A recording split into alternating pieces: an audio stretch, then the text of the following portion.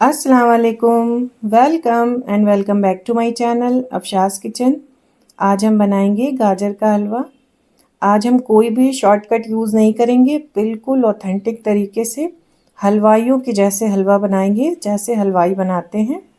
बिल्कुल मार्केट जैसा आपको लगेगा।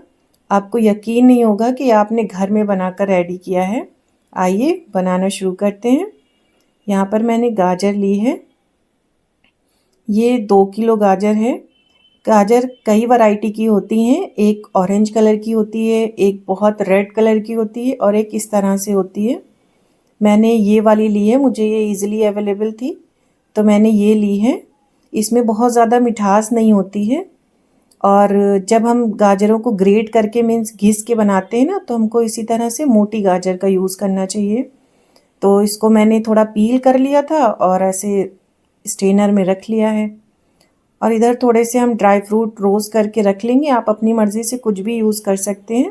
मैंने काजू बादाम और किशमिश ली थी। ये देखिए, मैंने सारी गाजरों को ऐसे मोटे ग्रेटर से ग्रेट करके रख लिया है, अच्छे से कद्दूकस कर लिया था। अब इसको मैंने खुले बर्तन में डाल के रखा है, गैस पे चढ़ा दिया।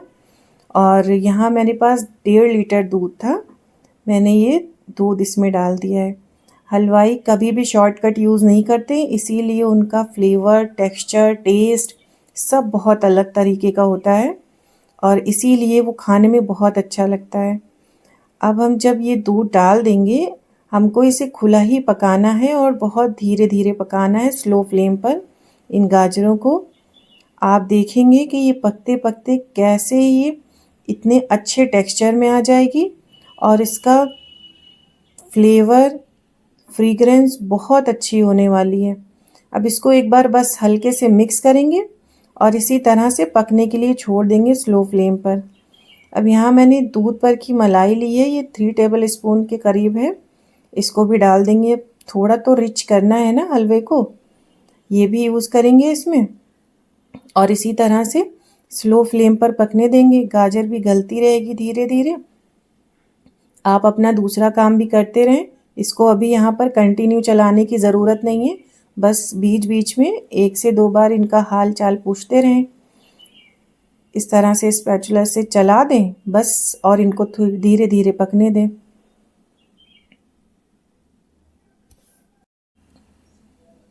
बस इसी तरह से थोड़ी थोड़ी देर में चलाते रहेंगे।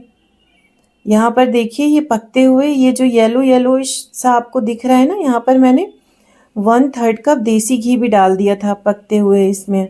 बीच में वो क्लिप मुझसे मिस हो गई है। तभी ये दूध के साथ देसी घी जब मिक्स हो गया तो थोड़ा ये येलोइश कलर में आ गया है। यहाँ पर दूध रिड्यूस हो गया है, आधे से ज़्यादा रिड्यूस हो चुका है। अब इस स्टेज पर हमें शुगर का यूज़ करना है। हम यहाँ पर चीनी डालेंगे। ये बात ध्यान रखने वाली है कि हमें चीनी इसी स्टेज पर ही डालना है, जब दूध इसमें बचा रहे थोड़ा। मैंने यहाँ पे 1.5 कप चीनी का यूज़ किया है। ये जो 250 ml का कप होता है ना, उसी से 1.5 कप यूज़ किया है। मेजरमेंट बहुत सिंपल है। 2 किलो गाजर लेंगे, वैसे भी हम उसको बोल कर ही लेते हैं कि कितनी लेनी है। हम लोगों को पता ही होता है कि कितनी गाजर ली है। बस उसके अकॉर्डिंग हम इसमें 1.5 कप चीनी ऐड कर देंगे। अगर आपको ज़्यादा मीठा पसंद हो तो आप ज़्यादा भी कर सकते हैं अपने अकॉर्डिंग। इस स्टेज पे चीनी डालने से क्या होता है, जब चीनी मेल्ट होती है ना, तो उसके साथ मिक्स होके गाजर बहुत हार्ड नहीं होती है। जब थोड़ा दूध रह जाए इसमें, तभी शुगर ऐड करना ज़्यादा अच्छा होता है। इससे क्या होता है, शुगर बहुत अच्छे से मेल्ट होती है, गाजर हमारी सॉफ्ट बनी रहती है, वो हार्ड नहीं होगी। और जब चीनी कैरेमलाइज्ड होगी तो वो हमारी गाजर को हार्ड नहीं करेगी। अब यहाँ पर मैंने 2 इलायची ली है। एक को मैंने इस तरह से खोल दिया था। आप चाहें तो इलायची का पाउडर भी यूज़ कर सकते हैं अगर आपको स्ट्रॉन्ग फ्लेवर पसंद हो तो। ये जो आप येलोइश कलर देख रहे हैं, ये सिर्फ घी की वजह से है, जो दूध में मिल के घी ऐसा हो गया है। इसको बस इसी तरह से चलाते रहेंगे और अब ये जब शुगर रिड्यूस हो जाएगी और दूध के साथ मिलकर ये अच्छे से मिक्स होता रहेगा। ये देखिए, इसको चलाते हुए अब यहाँ पर जब दूध बिल्कुल भी दिखना बंद हो जाए, कि अब इसमें लगे कि मॉइस्चर कम हो रहा है, तो अब इसको कंटिन्यू चलाना है, अब छोड़कर नहीं जाएंगे इस स्टेज पर। इसको लगातार चलाते रहेंगे इसी तरह से। अगर आपको और रिचनेस देनी है तो आप इस स्टेज पर भी 2-3 चम्मच घी डाल सकते हैं, और देसी घी का ही यूज़ करें। देसी घी में बहुत अच्छा फ्लेवर आता है गाजर के हलवे का। और बस इसी तरह से कंटिन्यू अब चलाएंगे, अब इसको छोड़कर नहीं जाना है।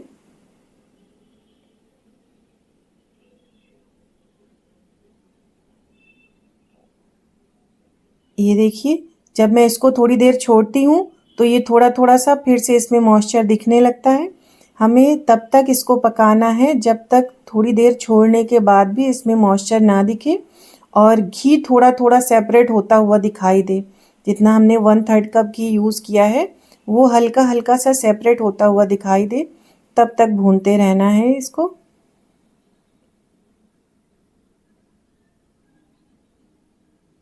ये इस तरह की गाजर थी, ये ना रेड थी ना ऑरेंज थी, इसलिए हमने इतनी शुगर ऐड करी है। अगर आप बहुत ज़्यादा रेड कलर वाली गाजर यूज़ करते हैं, उसमें अपनी ही बहुत मिठास होती है, तो उसमें शुगर कम लगती है। ये देखिए, ये बहुत अच्छे से भुन के तैयार हो गया था, लेकिन अभी मैंने फ्लेम ऑफ नहीं करी है, लो फ्लेम ही रखा है। यहाँ मैंने 500 ग्राम मावा लिया है। आप अपने अकॉर्डिंग कम ज़्यादा ले सकते हैं, लेकिन इतनी क्वांटिटी में 2 किलो गाजर में और इतना मावा ठीक होता है, 500 ग्राम। तभी तो रिच फ्लेवर आएगा, बिल्कुल शादियों जैसा हलवा लगेगा ना, हलवाई जैसा बना हुआ। अब बस इसको कुछ करना नहीं है, मैं जैसे हाथों से क्रम्बल करके डाल रही हूँ, बस इसी तरह से इसको डाल देंगे इसमें। और ध्यान रखें, कभी भी हलवा बनाएं तो खुले बर्तन में ही बनाएं। यहाँ मैंने जो ड्राई फ्रूट रोस्ट करके रखे थे उसको मैंने कट कर लिया, वो भी डाल देंगे। आप अपनी मर्ज़ी के कोई भी ड्राई फ्रूट यूज़ कर सकते हैं और किसी भी शेप में कट कर सकते हैं, और अपनी अकॉर्डिंग आप कम ज़्यादा भी कर सकते हैं। खुले बर्तन में पकाने से ये होता है, बहुत अच्छे से मिक्सिंग हो जाती है और बहुत आराम से देर तक हम उसको पका सकते हैं चला चला कर, क्योंकि हमें इसको मिक्स करने की ज़रूरत होती है ना। अब यहाँ पर देखिए हलवा तैयार है हमारा। अब यहाँ पर फिर मैं लास्ट में घी डालूँगी। अभी मौसम ऐसा है कि घी जमा हुआ है, इसलिए मैंने ये 2 चम्मच भर भर के और घी डाल दिया है। आप अगर चाहें तो और भी ज़्यादा घी का यूज़ कर सकते हैं, इसकी रिचनेस और बढ़ जाएगी। अब इसको मैं लास्ट में डालकर घी अच्छे से मिक्स कर दूँगी।